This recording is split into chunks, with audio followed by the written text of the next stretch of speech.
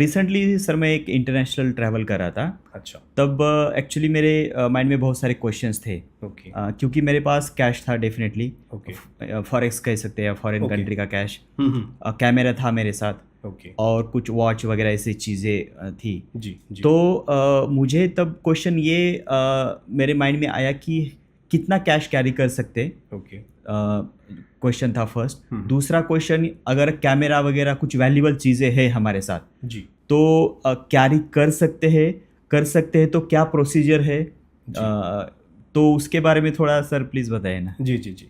आपका ही कंसर्न नहीं है, बहुत से इंटरनेशनल जो लोग ट्रैवल करते हैं। हाँ इवन हाँ। मेरे बहुत से फ्रेंड्स भी हैं जो साथ में स्कूलिंग के टाइम में फ्रेंड्स रहे हैं। हम्म। वो लोग भी ट्रैवल करते हैं और उनको पता चलता है कि फ्रेंड हमारा है, तो उनके भी यही सेम क्वेरीज रहते हैं। हम्म। इसके लिए सबसे अच्छा तरीका तो ये है कि आप अगर बाहर के किसी कंट्री से इंडिया में ट्रैवल कर रहे हाँ हैं हाँ। तो आप वहाँ पे जो इंडियन एम्बेसी है, हाँ हाँ। आप वहाँ पे जाकर के डेफिनेटली वो आपको हेल्प करने के लिए सबसे पहले आपको अपने माइंड सेट में ये लेकर के चलना है। करेक्ट। और वहाँ पे जाकर के आप अपनी जितनी भी क्वेरीज हैं वो आप उनसे पूछ सकते हाँ हैं हाँ हाँ। कि हम क्या सामान ट्रैवल कर सकते हैं। हर चीज़ की एक ड्यूटी है। हाँ हाँ। अगर आप पर्सनल यूज़ करने, जैसे आपने बताया कैमरा आप लेकर के हाँ ट्रैवल हाँ। कर रहे थे, कैमरा आप अपने पर्सनल यूज़ के लिए ट्रैवल कर रहे थे, ठीक है। तो अगर आप पर्सनल यूज़ के लिए ट्रैवल कर रहे हैं तो डेफिनेटली उन सब चीज़ों के ऊपर ड्यूटीज़ नहीं होती हैं। लेकिन यदि आप वहाँ से सामान खरीद के लाना चाहते हैं हाँ हाँ। और आप यहाँ पे किसी और उद्योग में या किसी अन्य चीज़ में आप उसको इस्तेमाल करना चाहते हैं तो डेफिनेटली आपको अपनी अथॉरिटीज़ को सच बताने का वो होना चाहिए। Correct. और आप सच बताएंगे तो आपकी बिल्कुल सही सही सहायता भी करेंगे। हम्म। कैश के लिए लिमिट्स चेंज होती रहती हैं। अभी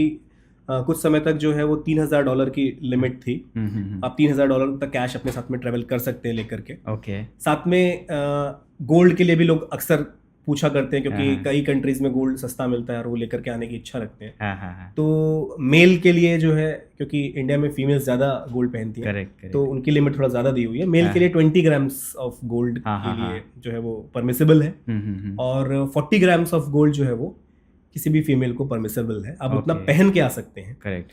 और कैरी कर सकते हैं या फिर उतने अमाउंट तक। हाँ, उसके ज़्यादा भी अगर आप लेकर के आते हैं, ऐसा नहीं है कि परमिसेबल नहीं है, परमिसेबल है। हाँ, हाँ। लेकिन आपके ऊपर, उसके ऊपर मैंने जैसे बताया, सीमा शुल्क आपको ड्यूटी पे करनी कस्टम पड़ेगी। पे करना पड़ेगा आपको। कस्टम्स की ड्यूटी आपको पे करनी पड़ेगी। हाँ, हाँ। उन सभी ड्यूटीज के लिए आप डायरेक्ट वेबसाइट पे जाकर के भी संपर्क कर सकते हैं। जो हाँ, नंबर्स दिए हुए हैं उन पे भी संपर्क कर सकते हैं। और डेफिनेटली हमको सबको संपर्क करना चाहिए हाँ हाँ। क्योंकि हम, जैसे मैंने बताया, फैसिलिटेट करने के लिए हैं। अगर आप Correct, हमसे संपर्क करेंगे तो आपको सभी चीज़ें बिल्कुल स्मूथ होंगी हाँ, और हाँ। बिल्कुल बिना घबराए आपका इंटरनेशनल ट्रैवल बहुत ही सुखद होगा। Correct correct correct. Zee News में हम लोग पढ़ते हैं सर कि किसी ने बैग के नीचे सोने का कुछ जेल लाया या कुछ यूरोज बहुत जी, सारे लाए छुपा के। जी। तो वो आप कैसे डिटेक्ट करते हो? देखिए, जो टेक्निकल चीज़ें हैं, ठीक है, वो तो मैं आपको बता ही सकता हूँ कि हाँ। टेक्निकल चीज़ें हैं। स्कैनर्स वगैरह होते हाँ, हैं, हाँ। मेटल डिटेक्टर्स होते हैं, उन सबसे हमें पता चल जाता है। दूसरी चीज़, एक और भी चीज़ मैं आपको बताऊंगा इंटरेस्टिंग, जो शायद यकीन करने में थोड़ी सी मुश्किल हाँ, होगी, लेकिन हम लोग नज़रों से भी पहचान जाते हैं। ओके। क्योंकि इतना एक्सपीरियंस हो चुका होता है Correct. काम करने के बाद कि हमें नज़रों से भी पता चल जाता है कि हाँ, ये आदमी कुछ छुपाना चाहता है। Right right right. क्योंकि वहाँ पे जो है ना, वो 100% स्क्रीनिंग नहीं है। हाँ हाँ हाँ। लेकिन फिर भी काफ़ी हद तक अब तो स्क्रीनिंग बहुत बढ़ चुकी है। 80% 90% स्क्रीनिंग भी कर ली जाती है। Yes yes. और बाकी जो कुछ है वो बॉडी लैंग्वेज से जो है समझ में आता है। बिल्कुल जी वो जी। चीज़ें होती हैं। सर एक कस्टम ऑफिसर का जी। रूटीन कैसा रहता है? आई मीन आपका डे कैसा रहता है? रूटीन आप ये कह सकते हैं कि देखिए, अगर आप कस्टम्स डिपार्टमेंट में गए हैं या किसी भी इंडियन गवर्नमेंट के अंडर काम करने वाले डिपार्टमेंट में गए हैं, तो मेरा ये मानना है कि आपके अंदर एक जज्बा है देशभक्ति का, तभी आपने ये प्रोफेशन चुना। क्योंकि प्रोफेशन तो बहुत से हैं और जैसे हमारे देश के प्रधानमंत्री जी भी कहते हैं कि ये जो है ये ड्यूटी है, ये सेवा है। तो अगर आप सेवा भाव से आते हैं तो आपको बिल्कुल भी कुछ भी फील नहीं होगा। आप सुबह से लेकर के शाम तक जो भी काम आपको दिया जाएगा उस प्रकार से करेंगे।